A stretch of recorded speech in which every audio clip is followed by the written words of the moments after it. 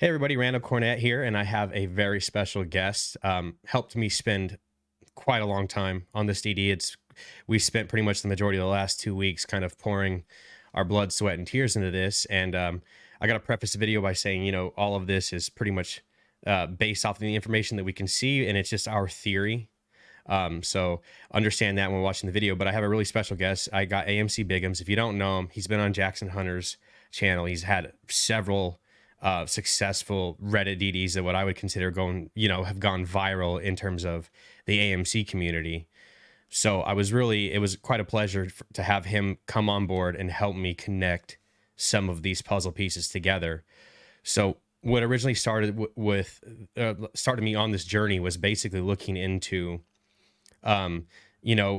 legal things that have come from short selling, illegal short selling, et cetera, et cetera. And it kind of led me into one of the factors was flex options, which led us here. So we wrote this DD for you guys, and I'm going to preface, it's going to be a little bit of a longer, there's some clips that we're going to play that kind of demonstrate what we're talking about. So we'll play those. So, grab something to drink. It's going to be a banger. So we'll jump right into it. We titled this The High Stakes Room. And Biggums, I appreciate you being here, man. Thanks you so much for helping me with this. All right, man. Thanks for having me. Yeah, so we're going to try and dive into the information. So this isn't, because it's already going to be a long video, so we don't want to just talk too much. So we're going to jump right into it. Okay, so we're talking about the high stakes room. Now, what is the high stakes room? Imagine you're walking into a casino and you have $100 million. You sit down at the table, you talk to the dealer and you say, hey, you push your chips to the middle, or your cash to the middle, and you say, hey, I'm ready for some chips. The dealer looks at your $100 million and tells you it's pretty much cute and laughs you off the table. At this table, what you failed to realize, there was a sign that said, there was a $2 billion minimum to come and play, right? This is a $1 billion table.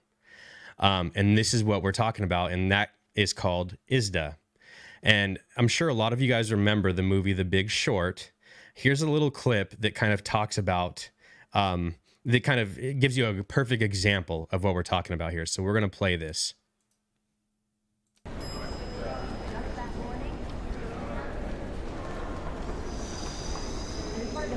JP Morgan Chase. JP Morgan Chase. Okay. JP Morgan Chase. Stop saying JP Morgan Chase. I got a good feeling about this.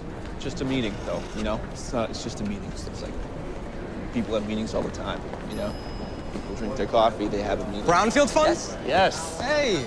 Hello. Ted. Chris. I'm on Ted's desk. Okay. Oh. I'm Charlie. I'm Charlie Geller. Jamie Shipley. Hi. Yeah, we're so excited to get set up in your trading platform. Cool. Here, have a seat a second. All right. So, Ted had asked me to do some meeting prep, but I couldn't find any marketing material on you guys. Oh, we just moved here from Boulder. Yeah. God. Well, can we see some of your offering documents? Well, Brownfield is its own money. It's our money. Yeah. Well, can you tell us how much you manage? Of course, we're doing 30 million right now, but we started 4 years ago with 110,000. Wow. So as you can see, that's pretty phenomenal returns. We want to get an ISDA agreement with JP Morgan so we can deal in long-term options. That's really cool. Yeah.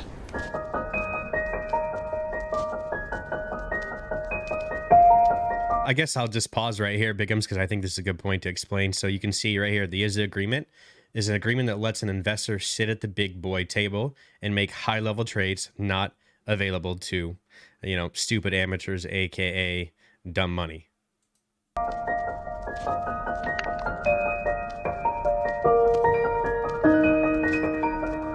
That is so cool. Thank you. But you guys are under the capital requirements for an ISDA. By how much? How much? 1,470,000,000. So, a lot. This makes us look bad, doesn't it? That we didn't know what the capital requirements were? It's not great. But keep up those returns and give us a call way down the line, Okay? Okay. Okay. Thanks, Chris. Have a good one, guys. Thank you, Chris. What? and I don't know, I can't hear it, but whatever level he's saying, whatever the number he said, I have looked it up, and the ISDA requirements to join them has gone up since that time. So whatever number he said, obviously it's just a movie, but it's an extremely high number to be able to sit Yeah, here. so he said that the Brownfield Fund said they had 30 million, and he said that you're, a billion plus short. And again, that requirement, like Bigums just said, is has gone up since then. So actually, so you can see where we're at right now. So if you want to cover the what is ISDA section, so I give you a chance to speak. Sorry, I feel like I'm just talking over you. No, you're fine, man. Basically, what ISDA is, it's an international swap and derivative association. It's worldwide. They actually have offices in New York, London, Hong Kong, Tokyo, and Singapore. Singapore, I believe, is the last one. But basically, what it is the super rich are able to trade with these ISDA agreements. You don't have to go through an exchange. It's a person-to-person agreement. It is a contract written between the two. Whatever, like the flex options, whatever they're exchanging, the swap options or anything like that. But it's an agreement between the two that once they both sign it, that's it. It doesn't go to an exchange. It doesn't go through an exchange. It's processed just between the two participants. Yeah, the best way to put it is like it's a handshake OTC transaction.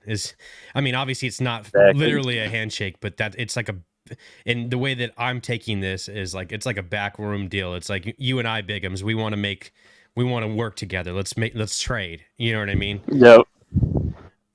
So all of this is based off of the ISDA master agreement. And so there's a lot of information in here. I'm not going to read the whole entire document, right? Because it's several pages. But if you guys are interested in this, it is sourced in the DD, which is linked in the description. But basically everything the way that when you are working with a company and you're going to initiate in this, it all is based around this master agreement. And then this master agreement, this master agreement will be cleared by ISDA, so it doesn't go to SIBO or the CCCO. That's the difference between these ISDA contracts and a normal option. Is that other options will go through the OCC to be cleared. ISDA clears these options and posts them. Yeah, so they're like a one-stop shop for the mega rich. That's the most simple way to put it. Yeah, exactly. Okay, so what we're going to pull up here is the requirements for an ISDA agreement, master agreement, okay? And so we have a little video. I'm going to play this video again. Remember I said there's going to be some videos, guys. So let's go ahead and watch this. Actually, after Grammarly does more than catch after error. the advertisement. So it was not. I'm in the incognito mode, so my ad block's not working. But that's okay. So here we go. The ISDA Master Agreement is a document outlining the terms of an over-the-counter derivatives transaction between two parties. This document serves as a standard agreement in these transactions and is published by the International Swaps and Derivatives Association. The ISDA Master Agreement applies to all future transactions between the two parties, which means that they do not have to renegotiate the terms before entering into new transactions together. Nevertheless, the parties can add or alter the terms of the Master Agreement by using a document called an ISDA schedule. There are no exchanges or intermediaries in the over-the-counter derivative. So I think this is a good point to kind of pause on right here. Is no exchanges, no intermediaries. So it's directly between the two parties, completely off exchange. Like I said, it's like a backroom deal. Would you agree, Bigums? Yeah, so exactly like we were saying before, they don't have to go through the CCO or go to SIBO. ISDA's allowed to clear their own things, which obviously, if nobody's watching ISDA, it's basically like we're relying on them to be truthful, just like the FTDs. And how often does that happen? Yeah. So we're going to continue the video here. Transactions, since they are conducted exclusively between the two parties. The huge values and volumes in the OTC market made traders especially cautious. As a way to alleviate these fears, the ISDA Master Agreement was created in 1985. The ISDA Master Agreement is especially valuable in that it contains clearly worded definitions of all contract terms for both parties, and the recurring transaction terms created by the agreement can save both parties considerable time and legal fees. The ISDA Master Agreement is available in two versions, the 1992 and 2002 documents. These versions have various differences. The 2002 ISDA agreement uses a closeout method, whereas the 1992 version uses the market quotation loss method. In calculating the closeout amount, the parties agree on a fair compensation for the payments and deliveries that have or could have been earned by the terminated transactions. The market quotation method has the parties review the average of quotations from leading swap market dealers and agree on a fair compensation for the early termination of the contract. The 2002 revision made a reduction in grace period and added a set-off provision. It also included a new termination event stipulation to account for unanticipated and uncontrollable disasters, such as natural or man-made catastrophes, labor riots, and acts of terrorism. The ISDA Master Agreement is an invaluable security measure for traders dealing in over-the-counter derivatives. Okay, so we can conclude that this is like I said, the big boy table when it comes to over-the-counter derivatives. And we'll go back to the DD here. Do you have anything that you want to add on to that, Bigums? I like that video. Okay. Explained it pretty well. So an ISDA Master Agreement is a standard document regularly used to govern OTC derivative transactions. So we just learned that. There are no exchanges or middle parties since they are done exclusively between the two parties. The agreement itself is a standard, but is accompanied by a customized schedule and sometimes a credit support annex, also known as a CSA, both of which are signed by the two parties in a given transaction.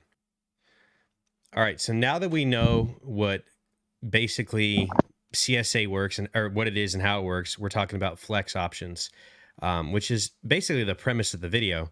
So flex options, they're non-standard options that allow both the buyer and the seller to negotiate various terms. They can basically name their exercise style, strike price, and expiration date, as well as other features and benefits. It gives them the ability to trade on a larger scale with expanded, so larger, or in some cases, eliminated position limits, so no position limits. And so again, just banging this home, they're a unique type of option that we as retail investors do not have access to. And this is really something that the big boys take advantage of, right? And they flow by a unique set of rules, and we'll go over those rules right now. Do you want to talk about the flexibility here, Bigums? Yes. I think what we should cover first is what he means by the unlimited positions is if you have a flex option contract, it's still 100 shares for the options, but you can have an unlimited amount of contracts attached to those options. And basically, if you look here at the you're at the chart here. So now, if you look at the chart here, it says the expiration date could be up to 15 years of the trade date. So at the time of the agreement, and the way that the agreement works is once they agree on the terms, it's still posted by Isda. So from that posting date is what they mean by that trade date. But yeah, obviously, man, if you look at it, they can do anything. They can do the strike price. Obviously, we can do all that too, but we can do custom expirations, unlimited position limits in terms of the amount of shares per, or, contracts inside of the option. Premiums.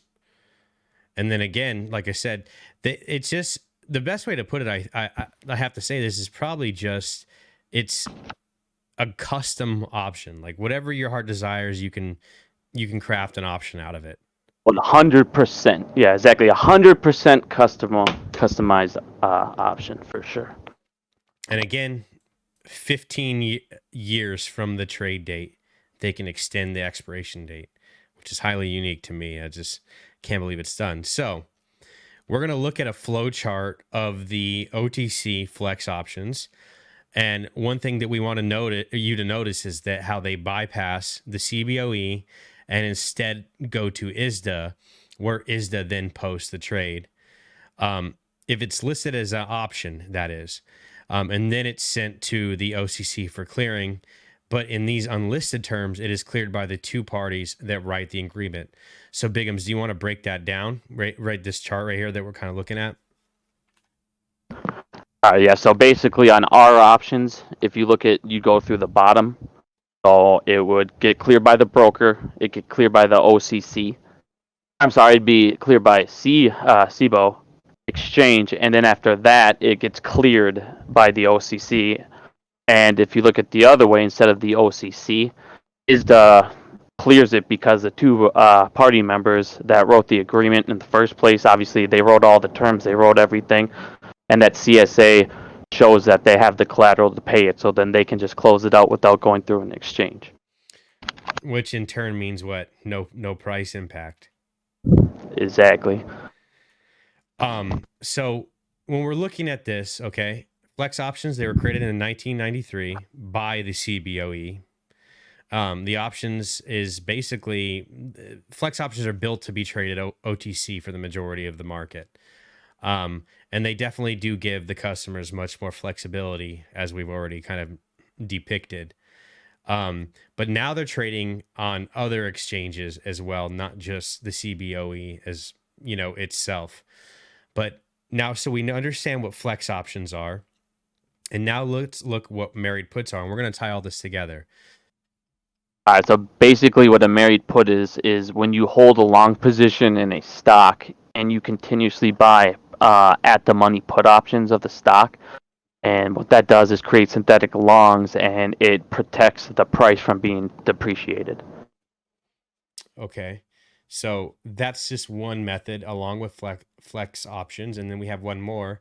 So we have synthetic puts. And synthetic puts, it's an option strategy that basically takes a short stock position with a long call position on the same stock to mimic a long put.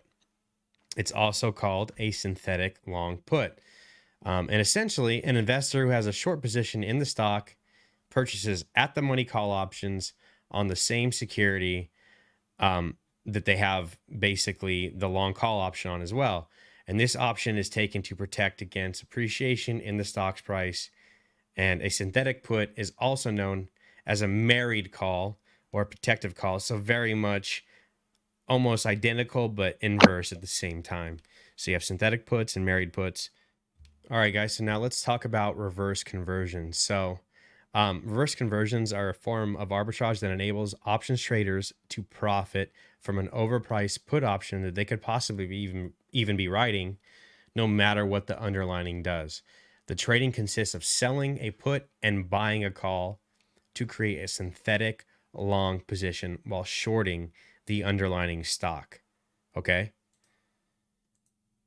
And so all of these things that we've talked about, so there's 1, 2, 3, 4. So 4 different variations of ways that they can spin this to basically manipulate, options activity against us. So what we've got here is the overstock.com lawsuit. And we've kind of went over all the different ways that, or in terms, defining the terms that were used here. So now let's go over the lawsuit itself. Do you want to talk about this, Bigums? Yeah, I can go ahead. Basically, so if you're looking at it right now, the highlighted things are what I went over that are basically the most important things. So as you can see, he would actually have naked shares or naked shorts, and they would remain naked over time. He would actually, there was this thing called a sham reset transaction, which would basically give the appearance that he was covering.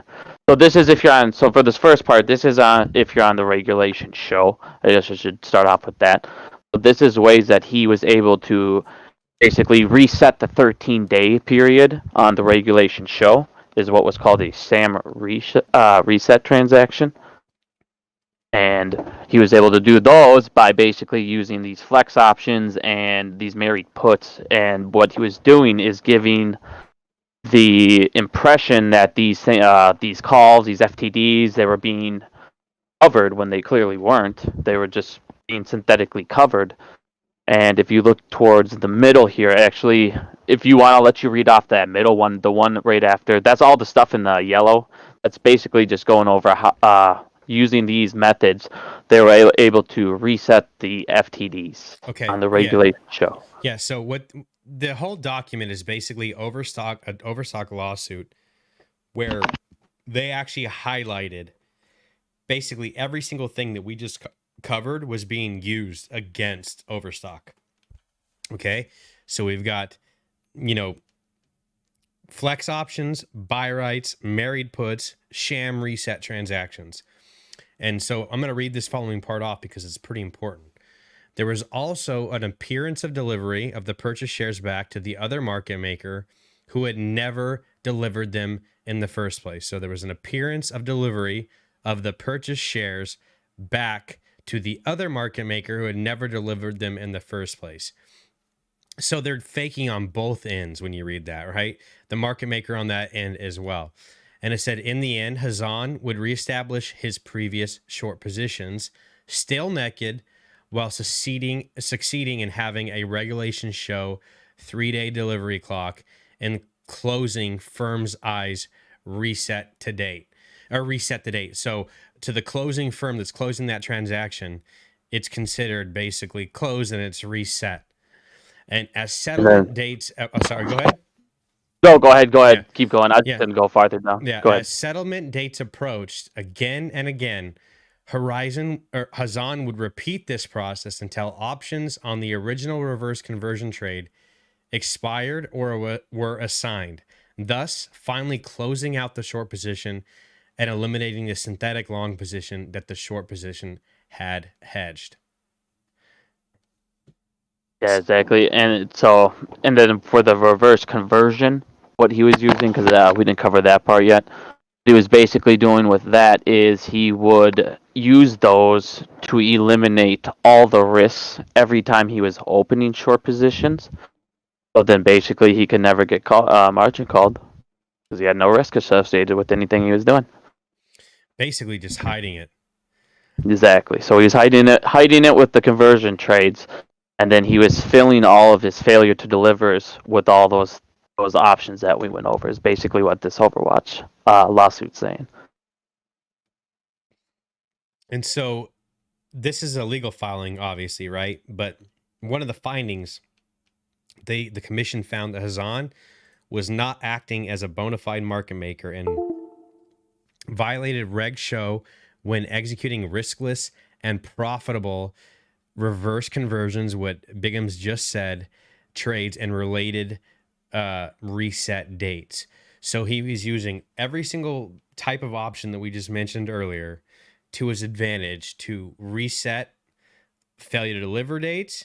And not only that, was making money at the same time. And so just to even elaborate even more on this, in reverse conversion trades, Hazan would sell short, right? So he'd take a short position on a hard to borrow stock. And what does that remind you of? Or threshold security stocks to a counterparty. He would also buy from that counterparty, from that same person. So the same person he's selling that short position to, he would buy a call option in that security and sell back, or not sell back, but sell to that same party also a put option in the security that they'd eliminate all associated risk with that short sell. So they're actually working that counterparty at the same time. And because all three components of the reverse conversion were priced independently, basically, he was assured an agreed upon profit. Meanwhile, the counterparty, for instance, a brokerage firm such as Goldman Sachs, or Goldman Brokerage or Merrill Brokerage, so both of them, it doesn't matter which one you want to choose, was willing to pay the price to Hazan to obtain on its books shares of the hard to borrow threshold security. which it could lend for a Mhm. profit until the put and call options expired. So BlackRock. so you have flex options that could be extended up 15 years out. You have brokerages like Goldman and you have Merrill that are paying guys that are creating synthetic shares and fake failure to deliver sham reverse conversions, basically avoiding the failure to deliver. So you have these banks that are paying these guys, okay, to take those in the most simple term, in my opinion, fake shares and put them on their books to loan out. And then so we wonder and we look around and we say, man, where are these getting these shares to borrow? How do they keep getting 9 million shares? How do they do that? How do they do this? It kind of makes sense now if you've got these guys taking these flex options, these married puts, these buy rights, paying for them to obtain, and they put this in quotes, guys, this is like book shares or hard to borrow threshold securities, which it lends for a profit. It's like where they're recycling the shares completely over and over between the two. They're just recycling it over and over, which is creating naked shorts, which, as you saw earlier in the thing, the naked shorts that they keep taking out, they're still naked. But they're returning these shares to these banks to be loaning back out, so they're still resharing those. So it's like they're continuously creating, a massive supply of shares and they're on paper looking like they're covering them at the same time. And this is how people say, how can there be so many synthetics right here? Well, it's literally right in front of our face. It's like, if they're creating these things that can basically simulate, or they're synthetic shares, and then you've got these guys taking them to places like Goldman and Merrill, and Goldman and Merrill is scooping them up like King Koopa candy. Yeah, and then going and lending them out, and they're lending out. It's literally like it honestly is kind of sad in a way. If you guys ever get a chance, sorry to cut you off. No, if you guys ever get a chance, because I've talked about this about 4 months ago. If you look at my Reddit, I'll post it on under the video. But I have a Reddit post. It's called the Double Dip Theory, and it's about how these banks. It's about every single thing you just talked about. I mean, I go into the deep process of all this stuff. I talk about each one of the banks you're talking about. I talk about the members of the banks that are attached to the DTCC that are allowing this, the SEC that are allowing it. I mean, it's a very good read about everything we just went over. But it basically, it shows you who is able to do this on the back end on everything we're talking about. So I highly recommend giving that a read if you're watching this video. Make sure you guys go and check that out. So we know this is something we're talking about. This is right here, factual evidence that it's been used before, I think is the takeaway here. So outside of like defining what these things mean, understanding how they work, understanding the participants in all of this, or what it means to be a participant. This is overstock, a stock that we've seen had the same sort of similar issues, not the same, similar issues to AMC. And you see everything that we've described has been used as a tactic against, overstock. It was all in this litigation. So the SEC has continued to target abusive naked short selling. We hope, recently pursuing not only traders, but the firms that enabled their manipulative trading. And we can reference this, a company like Options Express, which the SEC kind of went after, which it said the brokerage firm violated regulations show, everything that we're talking about, the regulating body of all this, in connection with sham reset transactions, similar to those that we've discussed, designed to avoid delivery. Because the firm knew shares that were subject of a buy were shares of its client's account that were subject of simultaneously deep in the money calls, which be exercised and assigned so that no shares were delivered to the clearing agency. And again, we're talking about these guys taking options, possibly writing them to themselves, assigning them to themselves. I mean, it's really very difficult to kind of see, which is what we're trying to kind of navigate through right now. And as we learn it, you guys will learn it as well. But at the end of the day, so going back to how Options Express was in trouble, they engaged, and this is something they were, was legally processed in sham closeouts of its failure to deliver positions. They did not close out its FTDs by executing consecutive buy right transactions and willfully violated rules 204 and 204T. So this is another example of companies violating these rules. And so it just goes to show you that being diligent, and this is stuff that Bigums and I have even reported. We're going out, we're writing our complaints, we're requesting information, we're doing everything that we know how to do. And hopefully after this video is over, you guys will know how to do as well, to at least shed some light to make sure they're looking at these things. So the next part is we're talking about market makers and their use of OTC flex trades. And the majority of market makers are a part of Isda. And on top of that, if you look inside of the filing, the reason that this Hassan guy was able to do all of these things is because the market makers are the ones who have access to these. It had to be a bona fide market maker to be able to have access to these, which in that file it says he wasn't a bona fide market maker, which is how they caught him, which tells you that certain market makers have the ability to legally do this. Just throwing that out there. Yeah, no, and people that at least have watched my videos will know that we've talked about the short exempt rules and how they abuse the hell out of that. Basically, bona fide market maker status is like a hall pass. It's the best way to put it. It's the most simple way to put it. You don't have to locate before you find a share, fill an order. You can fill it before you have a share on hand. I mean, it's just crazy what they're allowed to do as a market maker. And so, and there's a lot of people, again, this is proof that people have been caught abusing, acting as market makers, but being bad actors. So we don't even know what the market makers themselves are capable of or what they are doing. Well, that's true. That's what I'm saying. We're talking about people that have actually gotten caught here. So anyways, these market makers that are part of Isda, they can write these flex options with an Isda agreement with any other counterparty that they choose. And it would not need to go through an exchange, right? And so there's a little bit of a source here.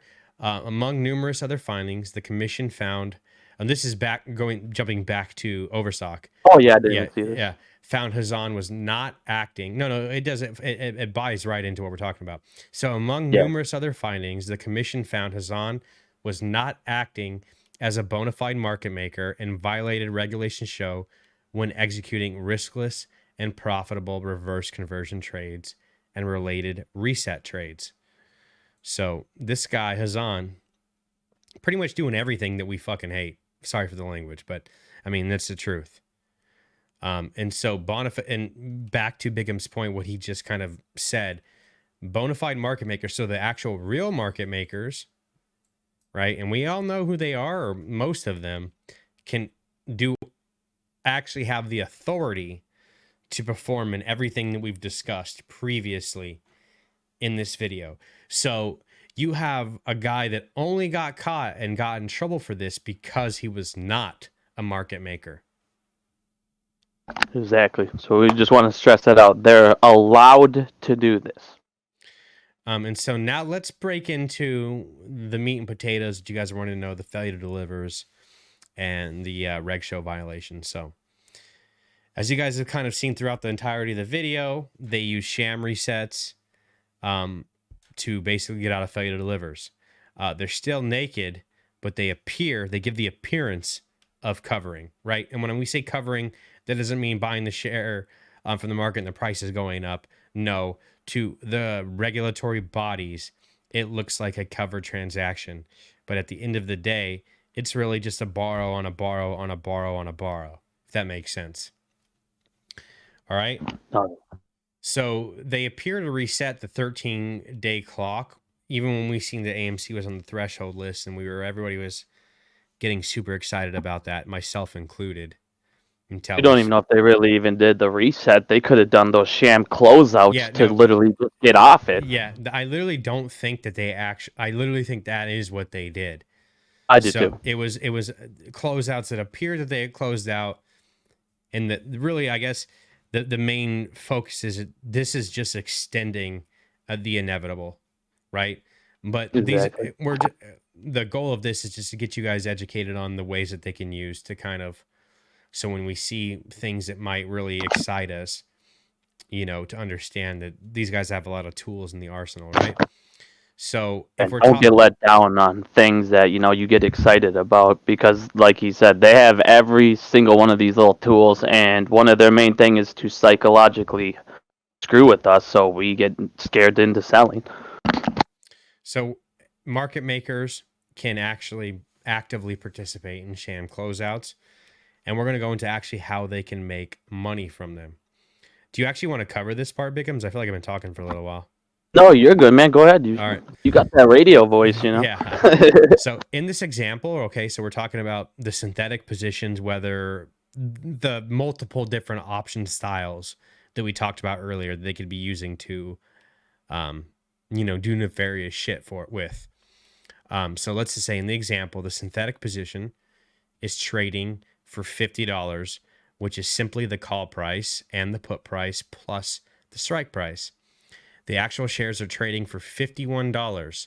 So the trader A has effectively sold shares for $1 more than it paid for them in a simultaneous transaction. Each time the trade is made, trader A is earning $100 profit, assuming that trader A is not being charged a fee to borrow shares to deliver on the short sell, and the clearing firm does not affect a buy-in against the trader to close out a failure to deliver position.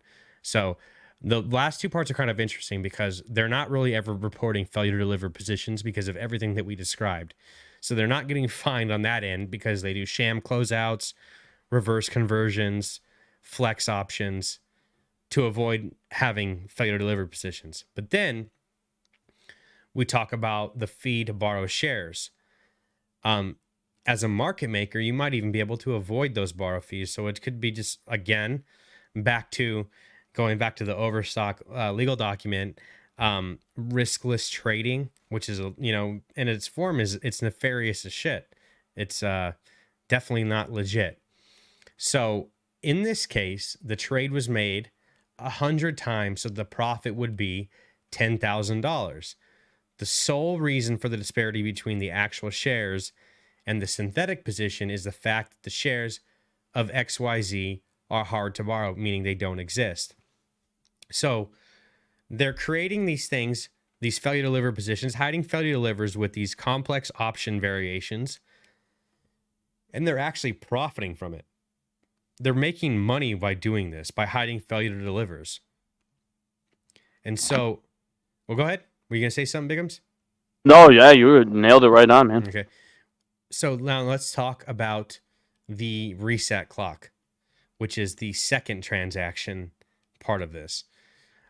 Assuming that XYZ security, right, which you referenced above earlier, is a hard to borrow security, and that trader A or its broker dealer is unable, or in parentheses, unwilling to borrow shares to make delivery on the short sale of actual shares. So unwilling or unable. So that's a key word. Unable and unwilling are two different things. Unable might mean they don't have the shares to make delivery. So that's an important part that I want you guys to realize. The short sell may result in a failed to deliver position at trader A's clearing firm. Rather than paying the borrowing fee on the shares to make delivery or unwinding the position by purchasing the shares in the market, trader A might next enter a trade that gives the appearance of satisfying the broker-dealer's closeout requirement, but in reality allows trader A to maintain its short position without ever delivering on the short sell. Most often, this is done through the use of a buy right trade, but also may be done by a married put and the incorporation and use of flex options. So, what's interesting about this, guys, though, again, is that it's all about satisfying the broker dealer requirement, which is giving the appearance, the illusion of these closeouts, right? And at the end of the day, after this is all said and done, it's good. It's all above the books. They are able to keep their short position. They don't have to go and unwind their position by actually purchasing the shares in the market, which is what we're all sitting around like a campfire, all waiting like as a bunch of apes, like, oh, failure delivers, or, they're coming right now. And then we're all waiting there. They're avoiding them through this. They're resetting the clock on failure delivers. And the crazy thing is, when they're resetting the clock on these FTDs, they're creating more FTDs. Exactly. No matter what, so just so we can make this clear too, so anyone watching, like, we don't want you to get discouraged thinking, oh, this is going to go on forever. They can keep doing this.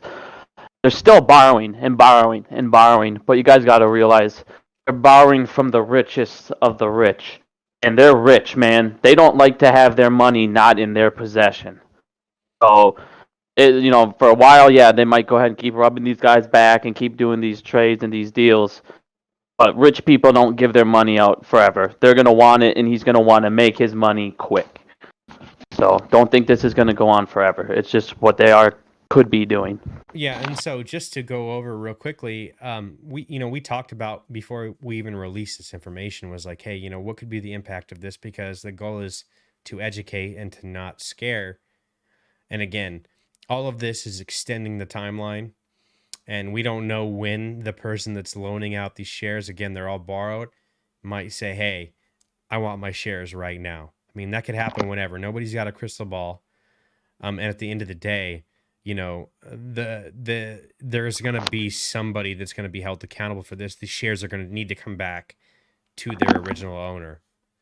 And if we have to wait, you guys, it's not a bad thing. It's a good thing. The longer you wait, the more the spring gets loaded, and when it does pop, the more we should make, because he's got that many more shares borrowed. Well, like I said, it's really, you guys need to think of this like them picking up a golden shovel, or the best shovel in the world. Like they had Einstein develop the best shovel ever, and it auto digs into the ground because they're digging them a hole at a rapid pace. Exactly. So, next, we are going to get into some actual flex reports that came through and how we made some connections.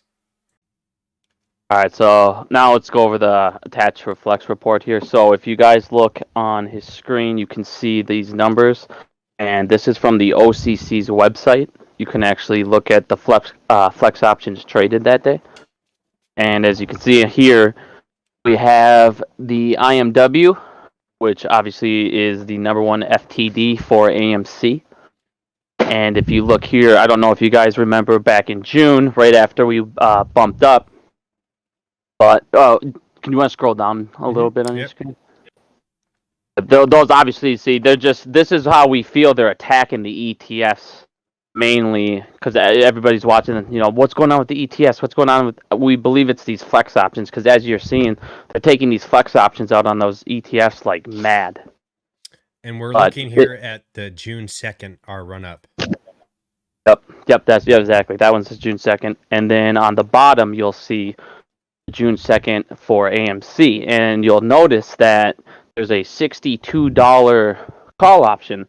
And I don't know if you guys remember, right after we had that run up, we kept going at 62. We kept hitting that 62. We kept hitting 62, and we just couldn't break it. We couldn't break it. Well, it's kind of weird how that 62, a giant flex option, was pulled up for 62, and we just suddenly couldn't break that fucking number. Sorry, I didn't mean to swear. But that's okay. It's adult stream, anyways. Yeah, so we believe that by watching by looking at this data here and looking at the graphs and the times and then looking at the ETFs, that these methods are clearly being used on AMC and on AMC's ETFs. So we're rounding this out, and so I know it was a long video, guys, but let's cover over, I guess, give you guys, for the people that might skip to the end here, the TLDR, right? And so by looking at previous lawsuits, we were able to identify how, number one, they're able to suppress FTDs, failure to deliver. So those numbers that we get really excited about, they're able to suppress them. That doesn't mean that there is not going to be at one point the original lender to be like, hey, I need my shares back. It might be when he's in trouble and needs the shares. You know what I mean? Because everybody's over leveraged in this. You know what I mean? Exactly. Let me add one thing here to that quick too. So also, this is a way that they could be hiding short interest, as you guys are seeing. It looks like they are, like the Ortex data could keep being wrong. If you look at what we were saying before, they could be opening these up, and then they do sham closeouts to make it look like they're covering the short. But it said it before in the overstock that his shorts remained naked. So that could be another way why Ortex's data is wrong because of these. Right. Again, the appearance of a closeout. I mean, that's like Exactly. the key frame. This could be the way that they're kicking the can every time we think they're going to have to cover failure delivers. Isda, as we saw in The Big Short, are the kings of the market. And they're the ones that are participating in the majority of the larger flex options. You need to have a massive amount of capital to even sit at the table. OTC flex options are not sent to the CBOE, as you can see in the flow chart that we listed above. They are sent to Isda because of what is known as an Isda agreement. This is a signed agreement between two parties. This agreement is not sent to an exchange or any exchange, period. Okay? So again, not listed on exchange. You're not going to see this. We're able to get data if we request it, which we have. Flex options have no position limit, so they can have a super amount of contracts per option play. In the lawsuit, we learned that bona fide market makers have the ability to participate in all the nefarious option activity that we've seen. And that doesn't mean that every time there's a buy right or a married put that it's used for nefarious reasons. But in this case, we are leaning towards the fact that it could be in regarding to AMC, right? So they use flex options, buy rights, and married puts to create synthetics that are able to suppress failure to delivers. And by not filling these failure FTDs, this is a way that they can also suppress price action, right? When we're expecting to see high numbers when the cycle of FTDs is due, right? We learned about sham resets and how they're able to kind of reset these failure delivers, and then also sham closeouts to fill positions that they never held in the first place, and also we're able to profit from as well. And as we get deeper into this, and because we're not done, we just are on the tip of the iceberg, we will release more information, as it becomes available, really. And so with that, Bigums, I think that's pretty much the end of this. Do you want to kind of give your quick 30-second breakdown of what we kind of went over? Yeah, sure, quick. So basically, if you are trading on this Isda platform or whatever you want to call it, you have the ability to take these kind of options out. And you, like you said, you can skip SIBO, you can skip the exchanges, and you do just agreements on the side, paper agreements, contractual agreements, which obviously, like we said too, we don't know if these even affect volume in a day on the stock market, because imagine if they traded 1 million shares, 2 million, 3 million shares on these contracts, we don't even know if they're even affecting volume. But yes, this is the sham resets. This is all this. So every time that we're getting close to these FTDs, like you said, if it doesn't work out, this could be what they're doing. So don't get discouraged if it doesn't go up, because like we said with all this whole video, they are borrowing and borrowing and borrowing still. They still have to pay it back. They still have to pay all this back. Yeah, and so with that, guys, I really do. I hope you enjoyed the information. I mean, we'll close it out here because I know it was a lot. So just understand, again, if you're expecting major movement from failure delivers, they have a complete arsenal of ways that they can kind of avoid those. But just remember, key point, they're borrowing from somebody that eventually is going to want them back. So this is also how they can hide shorts, people. Yeah. Also, how they can hide short interest. And with that being said, we'll close out the video here. So you guys already know you're here on my channel. Make sure that if you enjoy the information, you follow, like, and subscribe. But also make sure, because I could not have done this without my boy Bigum. So make sure, you'll see it here in the DD, you follow his YouTube. He's going to be releasing this video as well, and you can expect videos in the future from him. He really is quite a king when it comes to due diligence in terms of AMC. And then obviously you can search for him on AMC Bigums, or AC Bigums is his actual Twitter. So make sure you guys go and follow him. And with that being said, I love you guys all a long time, and we will catch you on the next one. Peace. Hey, thanks for having me, man. Yep.